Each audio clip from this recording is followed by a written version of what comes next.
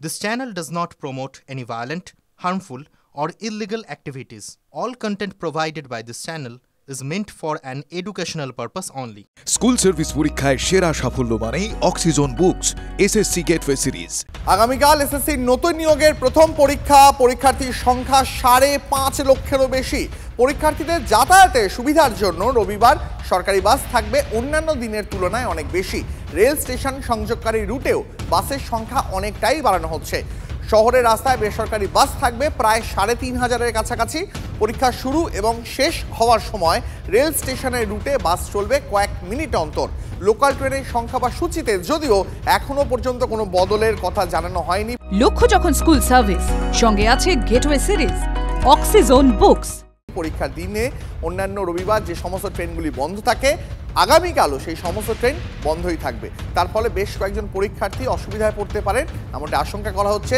এমনকি মেট্রোর সংখ্যাও অপরিবর্তিত থাকবে। রবিবার মেট্রো সার্ভিস চালু হয় সকাল 9টায়।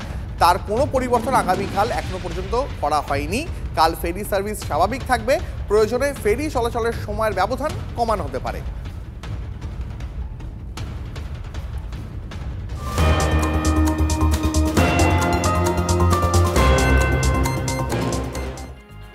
অযোগ্যদের বাঁচাতে মরিয়া কেন? বারবার আদালতে প্রশ্নের মুখে রাজ্য। এবার আসন্ন এসএসসি পরীক্ষার ওএমআরে দুর্নীতি নয়, প্রশ্ন বিক্রি হবে। বিস্ফোরক এই অভিযোগ শুভেন্দু অধিকারী। স্কুল সার্ভিস কমিশনকে দুর্নীতিবাজ বলেও কটাক্ষ। এসএসসির প্রকাশিত দাগিদের তালিকাতেও কারচুপির অভিযোগ তুলেছেন বিরোধী দলনেতা। সব প্রশ্নপত্রেই সুরক্ষিত রয়েছে। শুভেন্দুর অভিযোগের কোনো সারবত্তা নেই, পাল্টা দাবি স্কুল সার্ভিস কমিশনের। আমি তো আগেই বলেছি, এবারে ওএমআর টেম্পার হবে না, প্রশ্ন বিক্রি হবে। এই এসএসসি হচ্ছে চিটিংবাজ, ফেরেববাজ 420। মোট শিক্ষক শিক্ষিকা টেন্টেড ছিল 1958 জন। 1806 জনকে টেন্টেড ডিক্লেয়ার করেছে।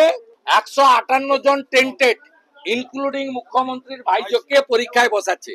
এই পরীক্ষা অবৈধ পরীক্ষা, এই পরীক্ষা বাতিল হবে এবং প্রশ্ন বিক্রি দেদারে চলছে। স্কুলগুলোতে প্রধান শিক্ষকদের একাংশ এবং তৃণমূলের নেতারা বলছেন যে খাতা খুলে দেখবে, বার বার বার পরীক্ষার্থী 50,000 টাকা করে দিতে হবে সেন্টারে।